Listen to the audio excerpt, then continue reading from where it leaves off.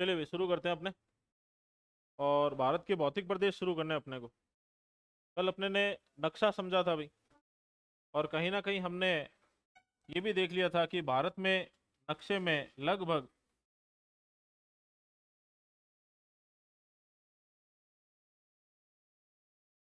उत्तर में इस तरीके से हिमालय होगा।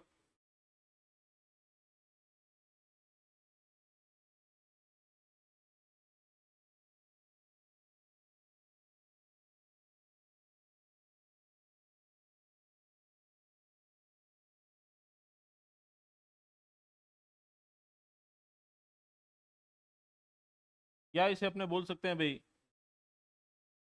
उत्तर और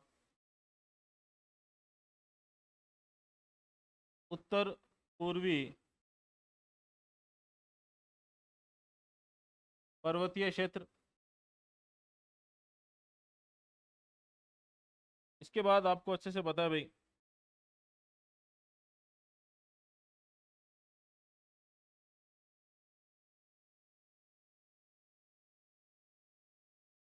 कि दक्षिण में ये जो भाग है ये हो जाएगा अपना उत्तर भारत का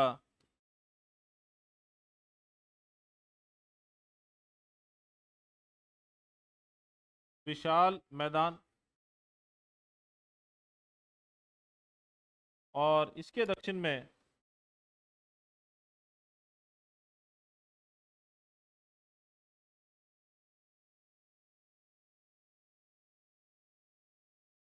एक त्रिभुजाकार क्षेत्र में या त्रिभुजाकार आकृति में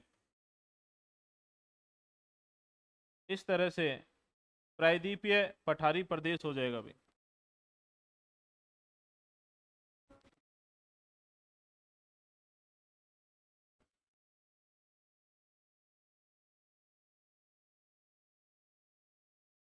प्रायद्वीपीय पठारी प्रदेश। और इस प्रायद्वीपीय पठारी प्रदेश के कुछ भाग उत्तर भारत के विशाल मैदान में भी पाए जाते हैं।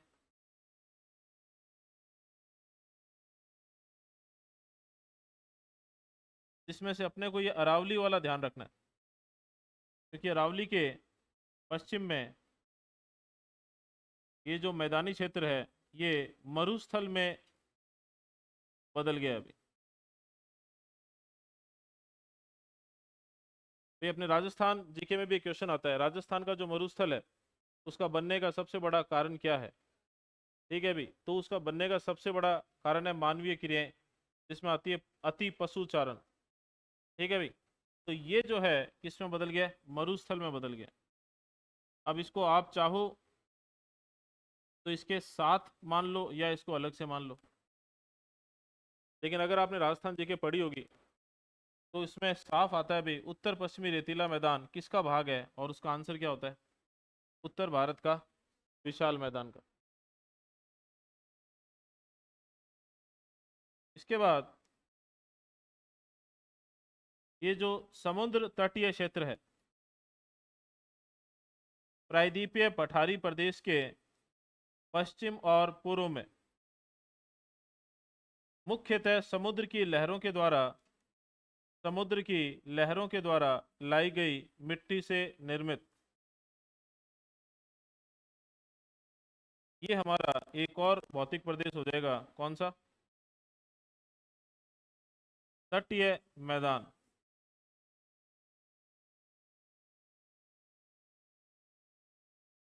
ये पश्चिमी तटीय मैदान और ये पूर्वी तटीय मैदान।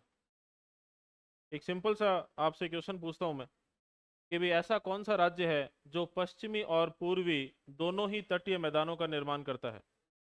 तमिलनाडु। क्यों, क्योंकि तमिलनाडु वो जो है वो इस साइड में भी आ जाता है अभी। और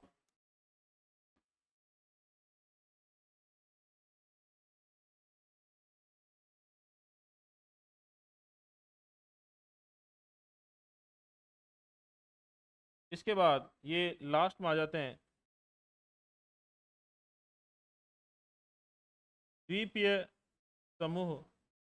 इसमें एक तो आ जाएगा मुख्यतः अंडमान निकोबार, और एक कौन सा आ जाएगा, लक्षद्वीप।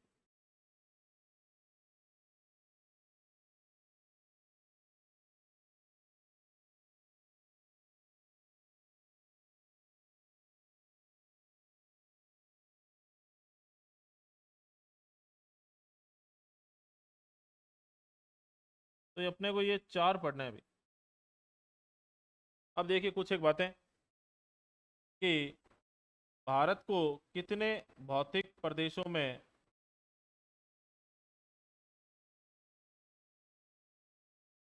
बांटा जा सकता है, तो अपने कह सकते हैं अभी 5 में बांटा जा सकता है।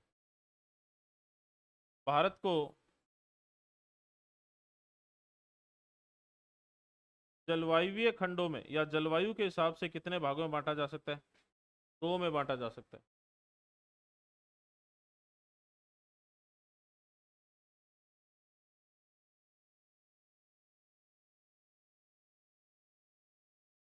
एक होता है अभी जियोलॉजिकल, भूगर्भिक। भारत को भूगर्भिक आधार पर कितने भागों में बांटा जा सकता है। तो देखिए, अगर भूगर्भिक आधार पे पूछे तो अपने बोलेंगे 3 भागों। भूगर्भिक आधार पर भारत के 3 ही भाग होते हैं, और बनने के आधार पर आपको मैं क्रम बता देता हूँ। एक है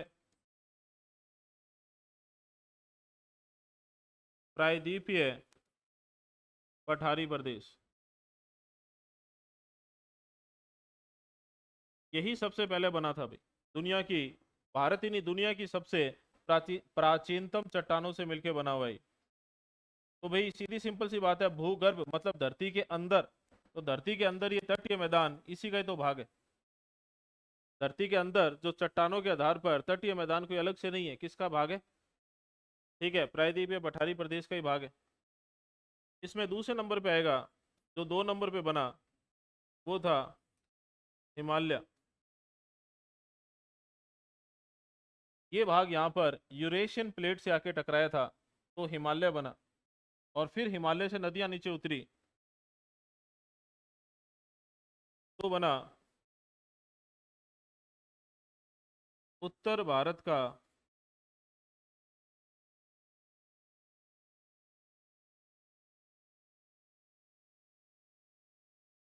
फिर आपके दिमाग में आएगा कि सर ये लक्षद्वीप और ये अंडमान निकोबार ये क्या है भाई, तो ये कहीं ना कहीं हिमालय का ही समुद्र में डूबा हुआ भाग है भाई। आप तो इतना याद रखना भाई, भौतिक प्रदेश पूछे तो कितने, जलवायु आधार पे पूछे तो 2, और ये शब्द ध्यान रखना भाई, भूगर्भिक आधार पे पूछे तो 3। ठीक है भाई। अब एक और चीज जहाँ पे अपने गलती कर देते हैं, क्या करते हैं भाई, अपने हमेशा पढ़ते रहते हैं कि हिमालय दुनिया का नवीनतम पर्वत है, पढ़ते हैं ना अपने, हिमालय दुनिया का नवीनतम पर्वत है।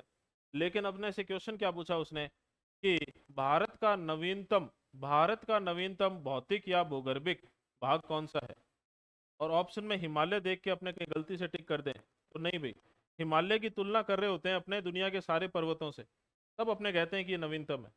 लेकिन जब अपने इन सब की तुलना करते हैं तो फिर ध्यान रखना भाई, भारत का नवीनतम भौतिक प्रदेश या भूगर्भिक प्रदेश पूछ ले तो कौन सा है, उत्तर भारत का विशाल मैदान है, जिसका निर्माण अभी भी जारी है, जिसका निर्माण अभी भी जारी है। तो भारत में सबसे नवीनतम कौन है, ठीक है, और दुनिया में सबसे नवीनतम पर्वत कौन सा है, तो ये 2 अलग अलग चीजें हैं भाई, थोड़ा सा ध्यान रख लेना बस। तो सबसे पहली चीज, भौतिक प्रदेश 5, जलवायु 2, और भूगर्भिक आधार पर 3, और तीनों का बनने का क्रम भी यही है, पहले ये बना फिर ये बना फिर ये बना। और भारत का नवीनतम भौतिक प्रदेश कौन सा हो जाएगा, उत्तर भारत का विशाल मैदान। ठीक है भाई, यहाँ पर जो भी आपको लिखना हो एक बार लिख लेना, फिर आगे बढ़ेंगे अपने।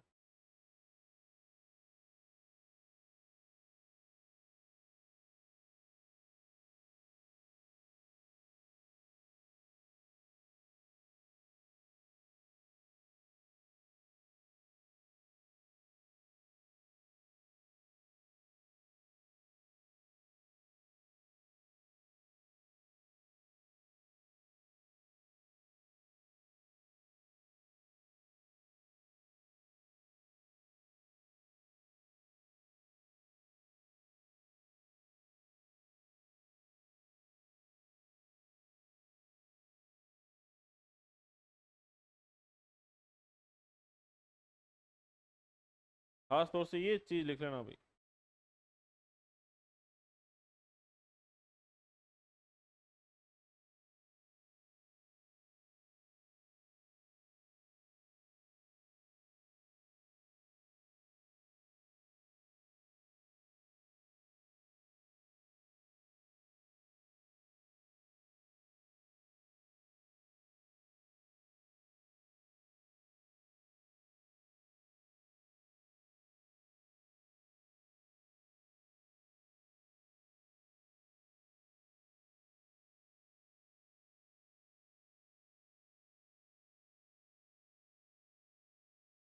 अब साथ ही साथ आपने एक चीज पे और गौर किया होगा कि भारत में पर्वत भी है, ठीक है भाई, भारत में मैदानी क्षेत्र भी है, और भारत में पठार भी है।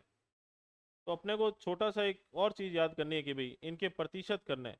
और साथ ही साथ एक चीज़ और कि ये जो पर्वतीय क्षेत्र है, ये पर्वत और पहाड़ी दो चीज़ों में बंटे हुए होते हैं। किस में बंटे होते हैं? पर्वत और पहाड़ी क्षेत्र क्या होते हैं, एक एग्जाम में ये भी पूछा हुआ है अभी।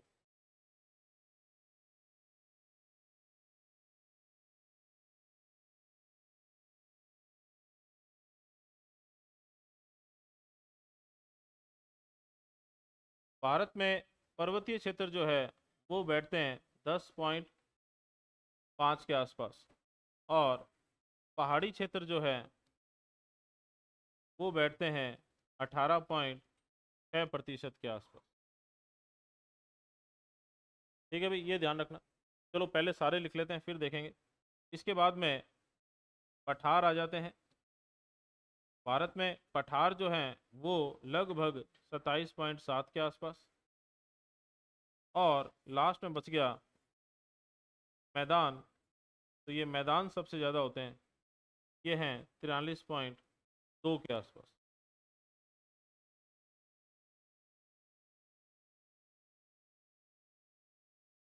इन दोनों को मिला के कुल हो जाएगा ये 29.1%। अब देखिए, पहाड़ी क्या होती है भाई? कोई भी त्रिकोणाकार आकृति जो धरती से ऊपर उठी, उसकी औसत ऊंचाई जो है, औसत क्या भाई, मैक्सिमम ही मान लो ये तो, औसत नहीं अधिकतम, सॉरी, उसकी अधिकतम ऊंचाई जो है वो 600 मीटर तक होगी। और कोई भी पर्वत जैसी संरचना जो 600 मीटर से ज़्यादा हो गई, वो क्या कहलाएगी? पर्वत।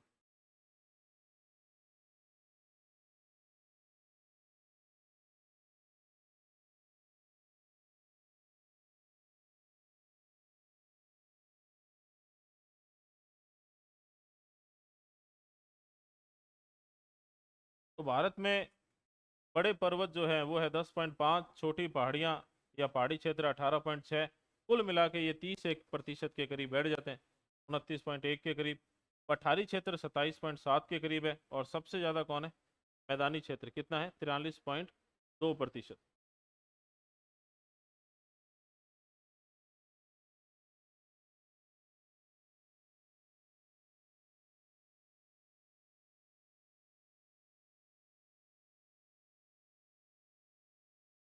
अब अपने भारत के पहले भौतिक प्रदेश हिमालय या उत्तर पूर्वी पर्वतीय क्षेत्र को शुरू करने वाले हैं अभी। ठीक है, ये ध्यान देना अभी।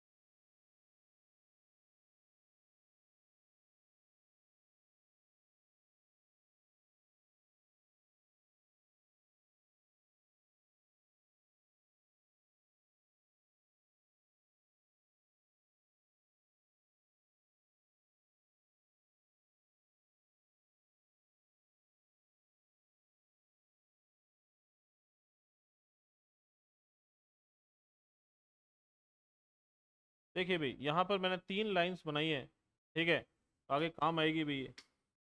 और यहाँ भी बार बार अपने 3 ही रेखाएं बना रहे हैं।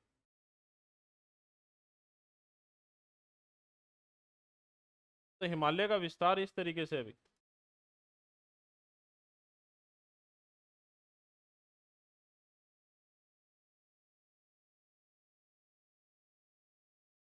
तो ये है भाई अपना हिमालय का विस्तार।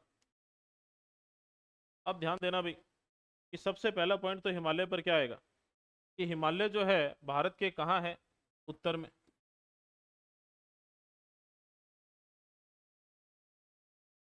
तो भाई भारत के उत्तर में, और भारत को घेरता है ये कौन सी दिशा से, पश्चिम से पूर्व दिशा में विस्तारित है। ध्यान से सुन लेना भाई, भारत की उत्तरी सीमा पर, भारत की उत्तरी सीमा पर दुनिया की सबसे ऊंची पर्वत श्रृंखला हिमालय पाई जाती है। भारत की उत्तरी सीमा पर दुनिया की सबसे ऊंची पर्वत श्रृंखला हिमालय पाई जाती है, जिसका विस्तार पश्चिम से कौन सी दिशा में है, पूर्व दिशा में। क्लियर है सबके? अब देखिए, ये अगर आपसे पूछ ले कि इसका विस्तार कहाँ से कहाँ तक है, कहाँ से कहाँ तक है, तो सबसे पहले अपने बोलेंगे जम्मू कश्मीर या लद्दाख से लेकर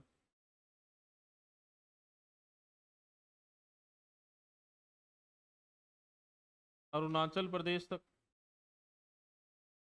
कि पश्चिम से पूर्व दिशा में विस्तारित है, तो जम्मू कश्मीर से लेकर कहाँ तक है, अरुणाचल प्रदेश तक। दूसरी बात, यहाँ एक पर्वत पाया जाता है, इसका नाम है नंगा पर्वत। ठीक है भाई। और पूर्व दिशा में भी एक पर्वत पाया जाता है, जिसका नाम है नामचा बारवा पर्वत। भाई राज्य के हिसाब से पूछे, राज्य के हिसाब से पूछे तो जम्मू कश्मीर या लद्दाख से लेकर अरुणाचल प्रदेश तक है। पर्वतों के हिसाब से पूछे तो नंगा पर्वत से लेकर, नंगा पर्वत कहाँ, पश्चिम में, और पूर्व में कौन सा, नामचा बारो। इसके बाद एक चीज और,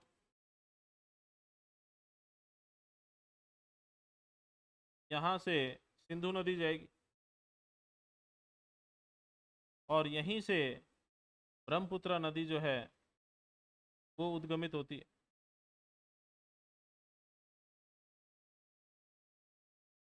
और यहाँ ये बनेगा सिंधु नदी घाटी।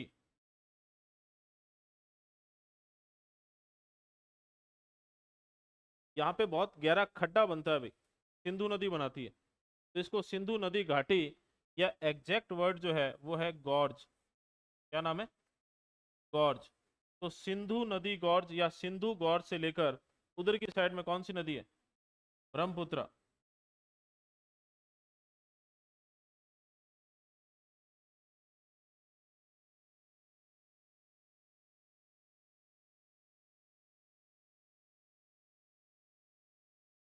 या ब्रह्मपुत्र गॉर्ज तक फैला हुआ है अभी। तो राज्य, राज्यों के हिसाब से पूछ सकते हैं, जम्मू कश्मीर से या लद्दाख से लेकर अरुणाचल प्रदेश तक। पर्वतों के हिसाब से पूछे तो नंगा पर्वत से लेकर नामचा बारवा तक। और नदियों के हिसाब से पूछे तो सिंधु गॉर्ज या सिंधु नदी घाटी से लेकर ब्रह्मपुत्र गॉर्ज या ब्रह्मपुत्र नदी घाटी तक। इस तरीके से ये विस्तृत है।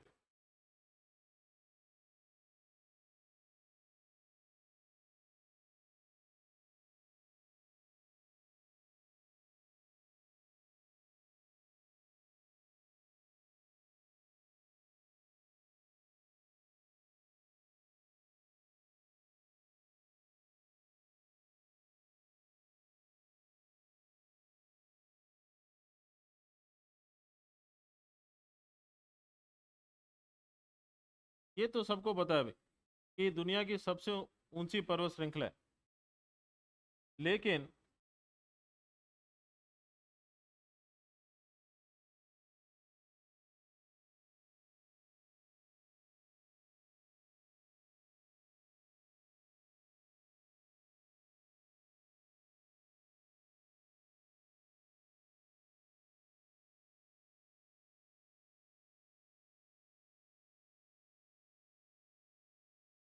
दुनिया में जितनी भी पर्वत श्रृंखलाएं हैं जिनका विस्तार पश्चिम से पूर्व दिशा में मिलता है, उनमें क्या है, ये सबसे लंबी है।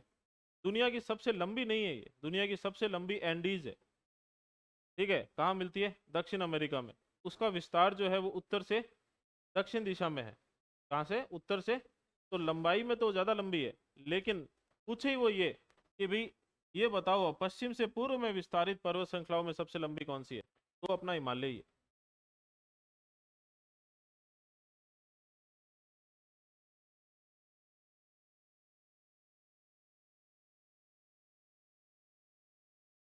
फिर पूछे भाई किसका निर्माण कैसे हुआ था?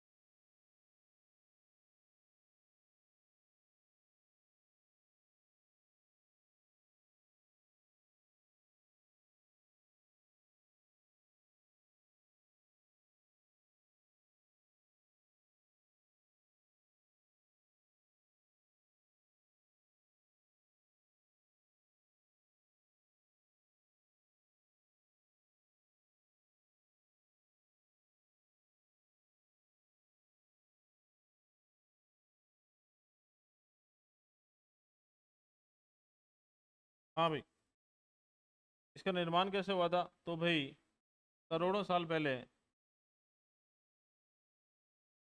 इंडो प्लेट जो है वो यूरेशियन प्लेट की तरफ खिसकी थी। कौन सी दिशा में खिसकी थी? उत्तर पूर्व दिशा में। और इनके बीच में जो है वो क्या था? तैथिस सागर। ठीक है भाई, तो तैथिस सागर में ये चट्टाने टूट के गिरी, तैथिस सागर पूरा भर गया। और उसके बाद भी इस तरीके से फोर्स लगता रहा, जोर लगता रहा, बल लगता रहा।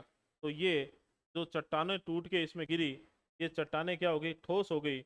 और उसके बाद जगह नहीं मिली तो ये चट्टाने क्या होगी? ऊपर की तरफ उठ गई। क्यों? क्योंकि लगातार ये इंडियन प्लेट किधर खिसक रही थी? उत्तर पूर्व दिशा में खिसक रही थी भी। भाई सिंपल सा है, इस तरीके से ये रुमाल है, और इस पे अगर अपने दोनों तरफ से जोड़ लगाएंगे तो ये किधर उठेगी? ऊपर की ओर। कैसे होके? वलित होकर। कैसे होके? वलित होकर। इसीलिए ये कौन सी श्रृंखला है? उत्पत्ति के आधार पर ये होगी वलित पर्वत श्रृंखला।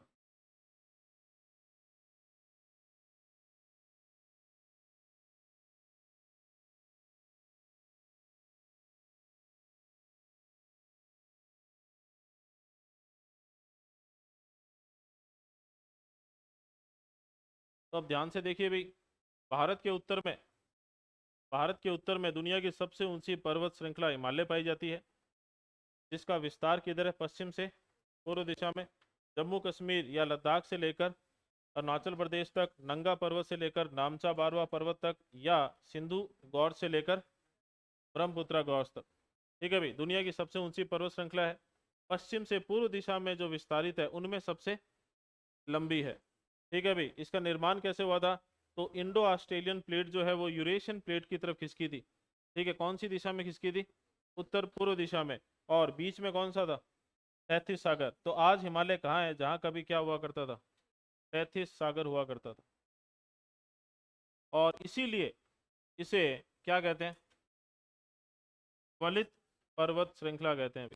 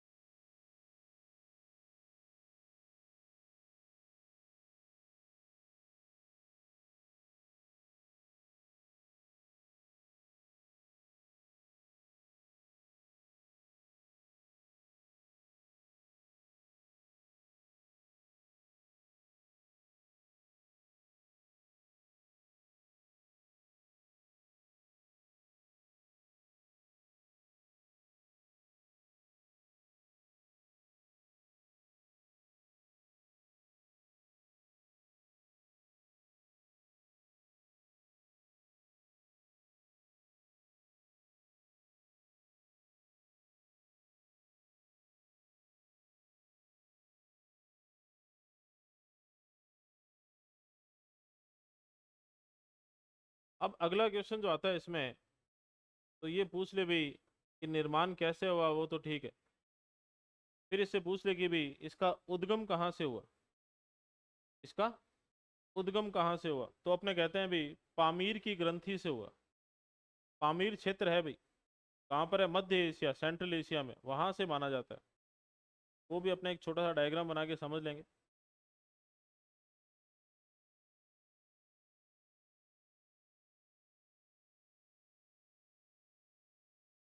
अब देखिए,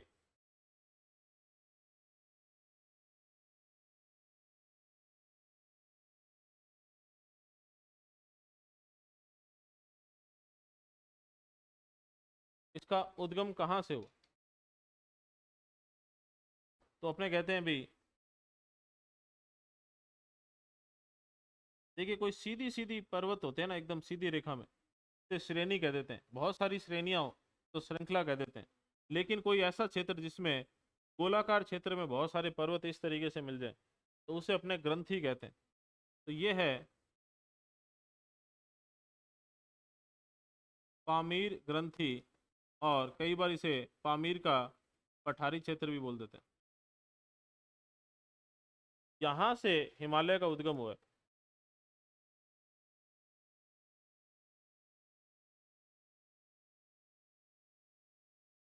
या तो सीधा ही बना देते हैं।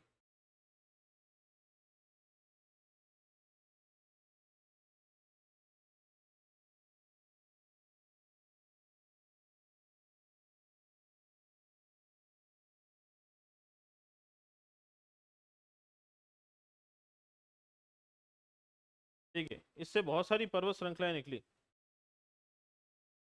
जैसे ऊपर ऊपर वाली जो है वो है कुनलुन।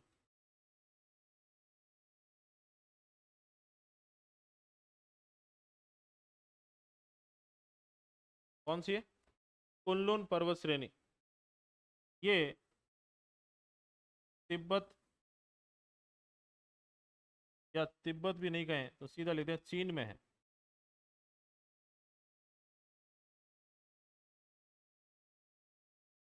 ये अपना हिमालय है भाई।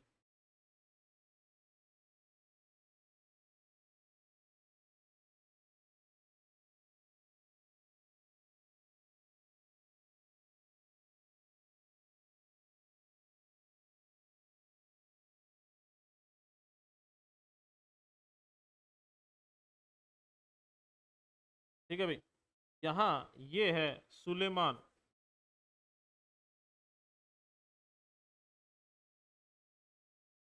और कीरथर, और ये है हिंदू कुश, और इधर की साइड में है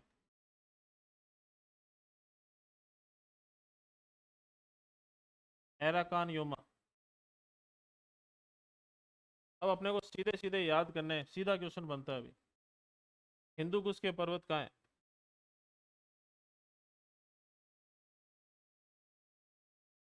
अफगानिस्तान में।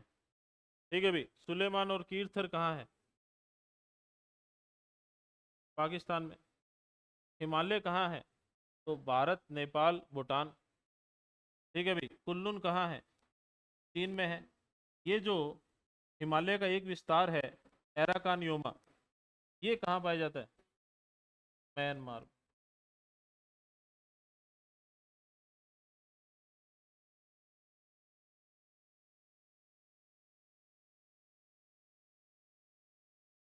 कुल्लून चीन में, हिंदू कुश अफगानिस्तान में, सुलेमान कीरथर पाकिस्तान में, और एराकान योमा कहाँ पर, म्यांमार में। और ये पामीर की ग्रंथि है अभी, सब इसी से निकले हैं।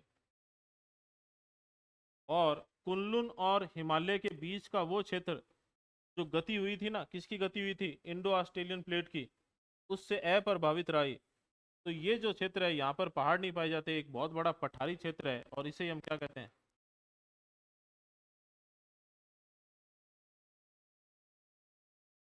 तिब्बत का पठार। तो तिब्बत का पठार कौन सी दो पर्वत श्रेणियों के बीच में, कुनलुन और हिमालय।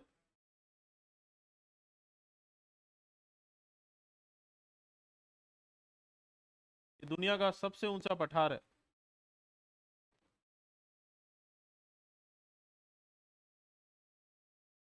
इसे कई बार दुनिया की छत बोल देते हैं। तो एक चीज ध्यान रखना भाई, अगर आपसे पूछ ले कि दुनिया की छत किसे कहा जाता है, और ऑप्शन में पामीर दिया गया है, तो ये सही होगा। और अगर ऑप्शन में नहीं दिया गया है, तो कौन सा सही होगा? तिब्बत सही होगा। हिमालय दुनिया का सबसे ऊंचा पर्वत या पर्वतीय क्षेत्र, और तिब्बत का पठार दुनिया का सबसे ऊंचा पठारी क्षेत्र।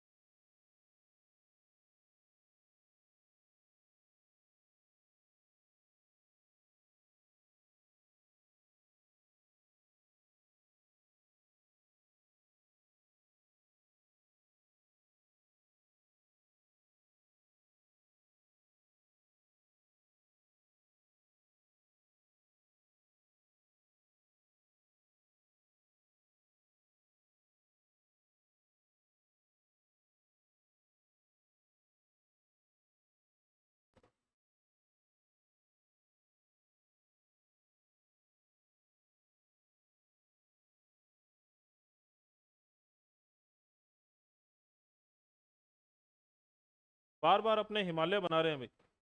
जब से अपने ने हिमालय को बनाना शुरू किया है, ठीक है, हमेशा अपने इसकी आकृति, यहाँ देखो इधर भी बनाई है यही, ठीक है, यहाँ भी यही बनाई है। तो हिमालय की आकृति कैसी है? चापाकार या धनुषाकार। और ये पश्चिम और पूर्वी छोरों पर क्या है? मुड़ा हुआ है। पश्चिमी और पूर्वी किनारों पर क्या है? मुड़ा हुआ है। और इन मोड़ को क्या कहते हैं? अक्ष संघीय मोड़। इंग्लिश में कहते हैं सिंटैक्सियल बैंड्स।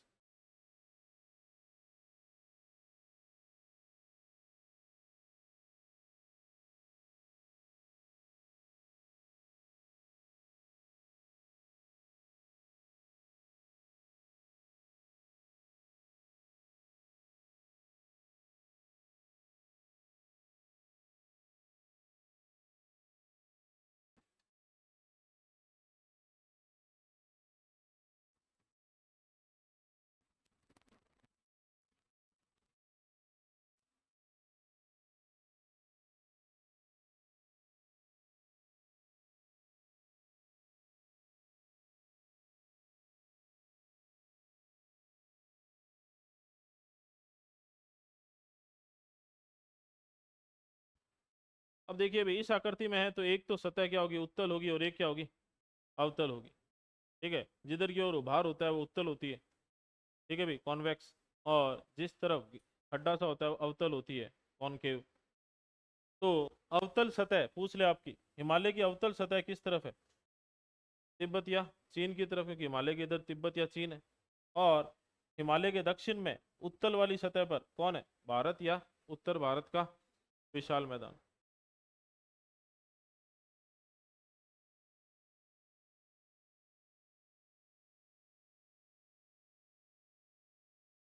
हिमालय की आकृति पूछ ले, सिंपल सा है, कैसी है? चापाकार या धनुषाकार। और इस आकृति की वजह से ही इसके पश्चिमी और पूर्वी सिरे जो है वो मुड़े हुए हैं।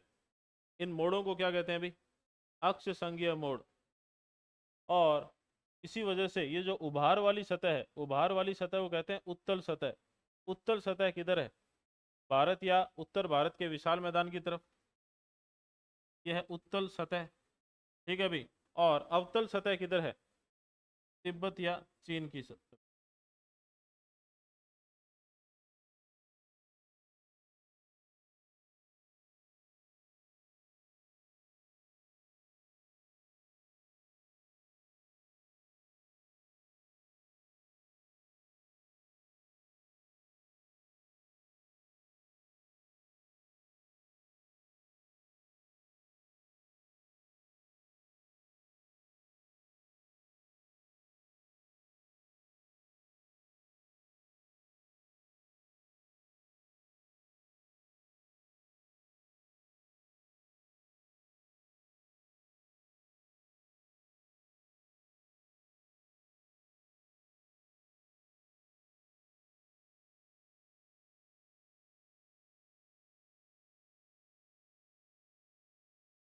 यहाँ पर एक क्वेश्चन बनता है भाई, सिंधु नदी और ब्रह्मपुत्र नदी का रास्ता क्यों बदलता है, अपनी दिशा क्यों बदल देती है, ये इसका कारण क्या है?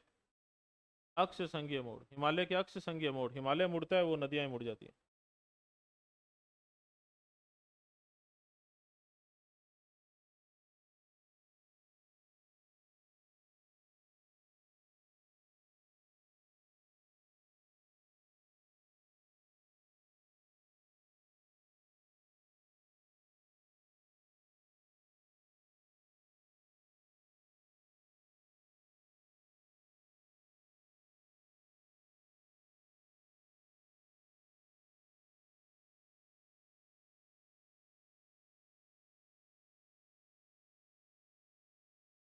हाँ भाई, अब यहाँ देखना ध्यान से कि हिमालय जो आपको दिख रहा है, तो यहाँ पे डायग्राम में बहुत ही आपको आसानी से इसके कई सारे भाग दिखेंगे। तो यहाँ ध्यान देना कि हिमालय जो है इसको हम 3 भागों में बांटते हैं। कोई बता सकता है अभी 3 भाग कौन से हैं?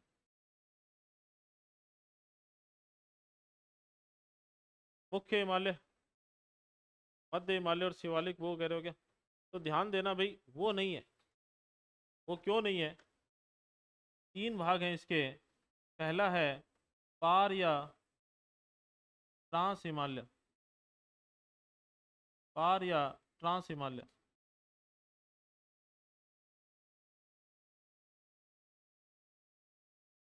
ये है पहला भाग। ये जो 3 लाइन बार बार बना रहे हैं अपने, इसके खुद के 3 भाग हैं, काराकोरम, लद्दाख और जास्कर।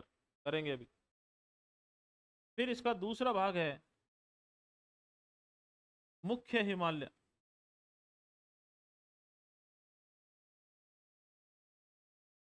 मेन हिमालय, ये है दूसरा भाग। इसमें है वो, ये जो है वो कौन सा हो जाएगा अभी? बृहत हिमालय, ये मध्य हिमालय, और ये शिवालिक या बाह्य हिमालय।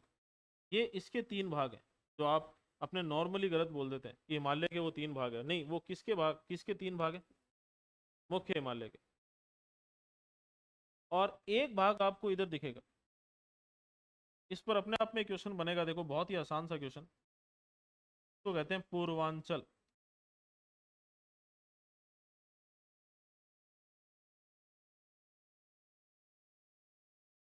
अपने बार बार कहते हैं कि हिमालय पश्चिम से पूर्व दिशा में, पश्चिम से पूर्व दिशा में। अगर आपसे कोई ऐसे सिंपल सा पूछ ले, हिमालय का वो भाग जो उत्तर से दक्षिण दिशा में फैला हुआ है,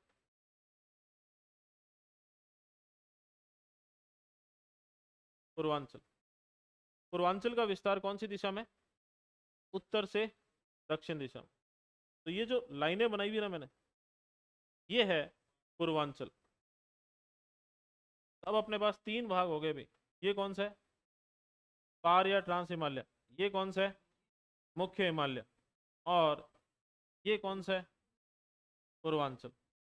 तो सबसे पहले अपने करने वाले हैं पार या ट्रांस हिमालय को। और देख के ही पता लग रहा है भाई कि पार या ट्रांस हिमालय जो है वो हिमालय का सबसे उत्तरी भाग है कि नहीं? और केवल पश्चिमी हिमालय तक ही मिलता है, केवल पश्चिमी हिमालय क्षेत्र में मिलता है, पूर्व की तरफ नहीं मिलता। ठीक है, तो 2 चीजें तो ये यहीं पर ही क्लियर होगी। और तीसरा कि पार या ट्रांस हिमालय जो है उसके 3 भाग है। और फिर एक चीज और कि सिंधु नदी जो है वो हिमालय के कौन से भाग से होके बहती है? ये जा रही, पार या ट्रांस हिमालय में।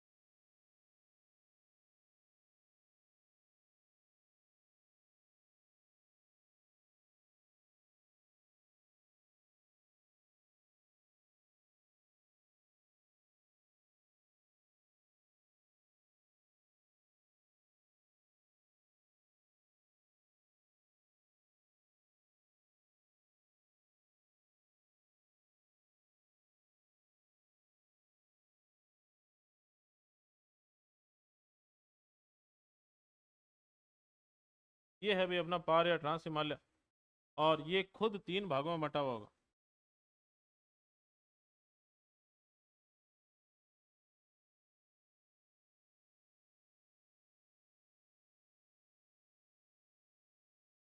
काराकोरम, लद्दाख और जास्कर। काराकोरम, लद्दाख और जास्कर। तब आपको पता है भाई, ये सबसे ऊपर वाली लाइन है, ये कौन सी होगी? काराकोरम। ये कौन सी होगी? लद्दाख। और ये कौन सी होगी? जास्कर।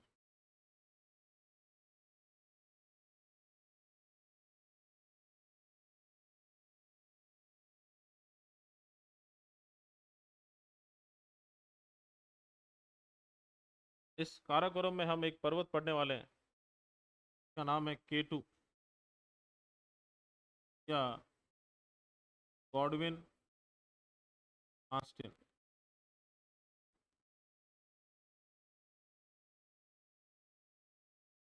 यहीं पर एक त्रिभुजाकार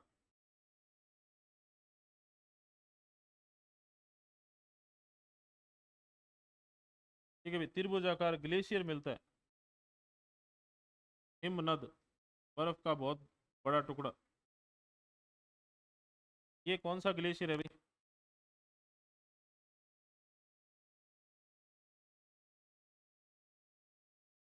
सियाचिन ग्लेशियर।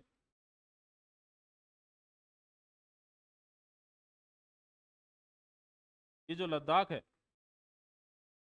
ये जो लद्दाख है, ये तिब्बत में जब जाएगा तो भाई कैलाश पर्वत श्रृंखला से मिल जाएगा, या इसे ही तिब्बत में क्या बोला जाता है? कैलाश पर्वत बोला जाता है।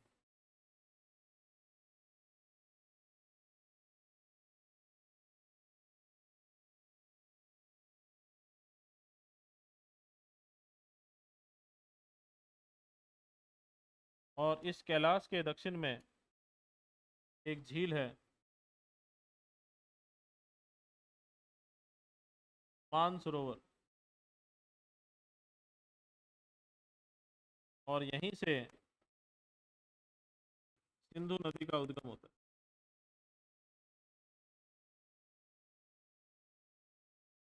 ठीक है भाई, तो ये नदी कौन सी होगी? सिंधु।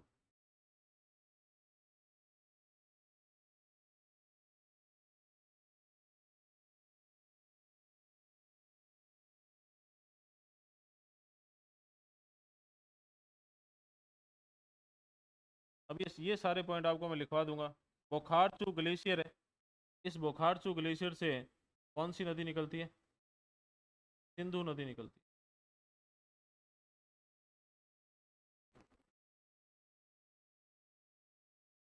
और अब आपसे कोई भी पूछ ले कि सिंधु नदी भारत में कौन से 2 पर्वत श्रेणियों के बीच में से प्रवाहित होती है? लद्दाख और जास्कर के बीच में से प्रवाहित होती है। ठीक है भाई, और एक छोटी सी चीज़ और उसके बाद में करते हैं। ये यहीं से ब्रह्मपुत्र नदी भी निकलेगी, यहीं पास से, मानसरोवर के पास से। ये ब्रह्मपुत्र नदी इधर जाती है। ब्रह्मपुत्र नदी को तिब्बत या चीन में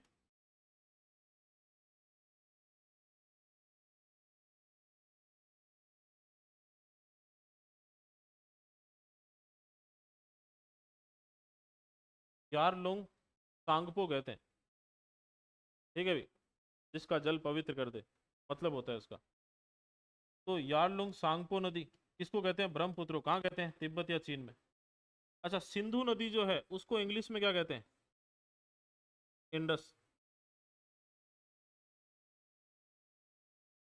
अब ध्यान से सुनना भाई, ये है पार या ट्रांस हिमालय, और ये क्या है? मुख्य हिमालय। तो हमें पता क्या चलेगा कि मुख्य हिमालय, मुख्य ये खत्म हो गया, मुख्य हिमालय शुरू हो गया, बीच में गैप आता है, इसको कहते हैं इंडो। इंडस नदी से ले लिया। सांगपो किससे ले लिया? ब्रह्मपुत्र नदी के नाम से ले लिया।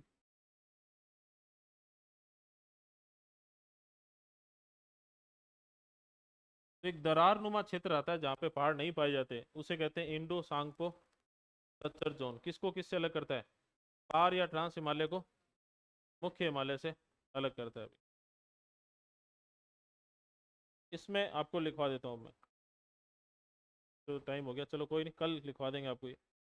लेकिन ये पूरा डायग्राम आप याद करके आ जाना बस। अपने को देखो भाई, पार या ट्रांस हिमालय में क्या क्या करना है, तो ये नाम कल थोड़े से दिमाग में रखना। K2 या गॉडविन ऑस्टिन, सियाचिन ग्लेशियर, तो दोनों काराकोरम से संबंधित है। फिर लद्दाख, लद्दाख को ही तिब्बत में क्या कहते हैं? कैलाश कहते हैं। कैलाश के दक्षिण में एक झील पाई जाती है, कौन सी? मानसरोवर। मानसरोवर झील के पास में कौन से ग्लेशियर से? बोखार चू ग्लेशियर से। बोखार चू ग्लेशियर से कौन सी नदी उद्गमित होती है? सिंधु नदी। भारत में सिंधु नदी लद्दाख और जास्कर के बीच में से प्रवाहित होती है। क्लियर है भी?